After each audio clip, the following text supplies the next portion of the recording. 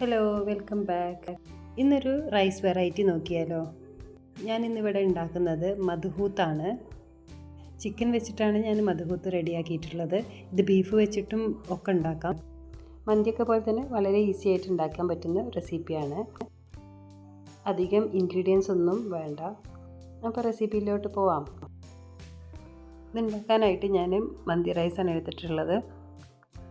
2 കപ്പാണ് എടുത്തിട്ടുള്ളത്. ഇത് നന്നായി വാഷ് ചെയ്ത് വെള്ളത്തിൽ ഒരു 15 മിനിറ്റ് കുതിർത്ത് വെക്കണം.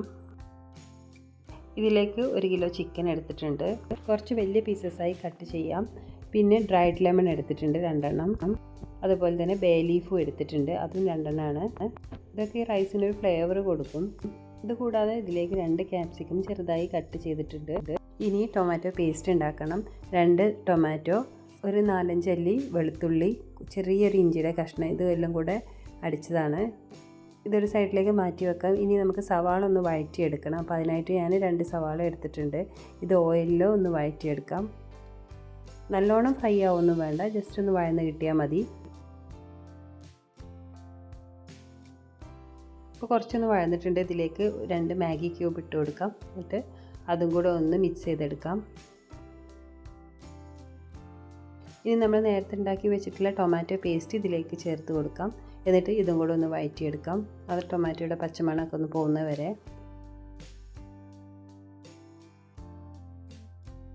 ഇതിലേക്ക് ഡ്രൈഡ് ലെമണും ബേ ലീഫും ഒക്കെ ചേർത്ത് കൊടുക്കാം. ക്യാപ്സിക്കം ഏറ്റവും ലാസ്റ്റ് ചേർത്താൽ മതി. പെട്ടെന്ന് തന്നെ വേവുന്നതുകൊണ്ട് ആദ്യം ചേർക്കണമെന്നില്ല. ഇനി ഇതിലേക്ക് അറബിക് മസാല ചേർത്ത് കൊടുക്കാം. ഒരു 2.5 ടേബിൾ സ്പൂണും ഞാൻ എടുത്തിട്ടുണ്ട്. ഇത് നമ്മുടെ എടുക്കുന്ന അരിയുടെ ക്വാണ്ടിറ്റിക്ക് അനുസരിച്ച് ഇട്ട് കൊടുക്കുക. ആവശ്യത്തിനുള്ള ഉപ്പും ഇട്ട് കൊടുക്കാം. ഞാൻ മാഗി ക്യൂബ് ചേർത്തിട്ടുണ്ട്, അത് കുറച്ച് ഉപ്പുണ്ടാവും, നോക്കിയിട്ട് ചേർത്ത് കൊടുക്കുക. അരി ഒന്ന് വെള്ളം കളഞ്ഞെടുക്കാം. ഇപ്പം മസാല റെഡി ആയിട്ടുണ്ട്. ഇതിലേക്ക് ചിക്കൻ ഇട്ട് കൊടുക്കാം. എന്നിട്ട് എല്ലാം കൂടെ ഒന്ന് മിക്സ് ചെയ്യാം. ഇനി ഇതിലേക്ക് വെള്ളം ഒഴിച്ചു കൊടുക്കാം. 1 കപ്പ് അരിക്ക് 1.5 കപ്പ് വെള്ളമാണ് വേണ്ടത്. അപ്പോൾ അളന്നിട്ട് തന്നെ ഒഴിച്ചു കൊടുക്കുക. വെള്ളം ഒഴിച്ചൊന്ന് മിക്സ് ആക്കിയതിന് ശേഷം ഉപ്പ് ഒന്നുകൂടെ നോക്കിയിട്ട് കുറവാണെങ്കിൽ ചേർത്ത് കൊടുക്കാം. ഇത്തിരി ഉപ്പ് മുന്നിട്ട് തന്നെ നിൽക്കണം, എന്നാലേ അരിയും കൂടെ വെന്ത് വരുമ്പോൾ അതിലേക്ക് പിടിക്കുള്ളൂ. ഇനി ഇതൊന്ന് അടച്ച് വെച്ചിട്ട് വേവിച്ചെടുക്കാം. ചിക്കൻ പീസസ് ഒക്കെ വൈറ്റ് കളർ ആവുമ്പോൾ അരി ഇതിലേക്ക് ഇട്ട് കൊടുക്കാം.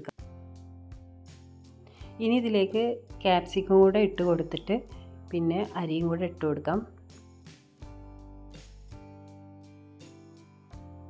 അരി വേവുന്നതിനനുസരിച്ച് ക്യാപ്സിക്കം വെന്ത് കിട്ടിക്കോളും. ഇനി അരിയും കൂടെ ഇട്ട് കൊടുക്കാം. ഒന്ന് നന്നായി ഇളക്കി ഒന്ന് മിക്സ് ചെയ്യാം. എന്നിട്ട് ഇത് അടച്ച് വെച്ചിട്ട് വേവിച്ചെടുക്കാം. വെള്ളം വറ്റുമ്പോൾ അരിയും വെന്ത് കിട്ടും.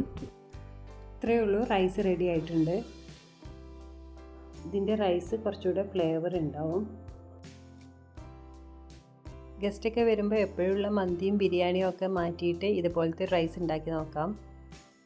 പിന്നെ ഇതിൽ മന്തിയുടെ അത്ര ഓയിൽ യൂസ് ചെയ്തിട്ടില്ല. അപ്പോൾ അടുത്തൊരു വീഡിയോയിൽ വീണ്ടും കാണാം. ബൈ.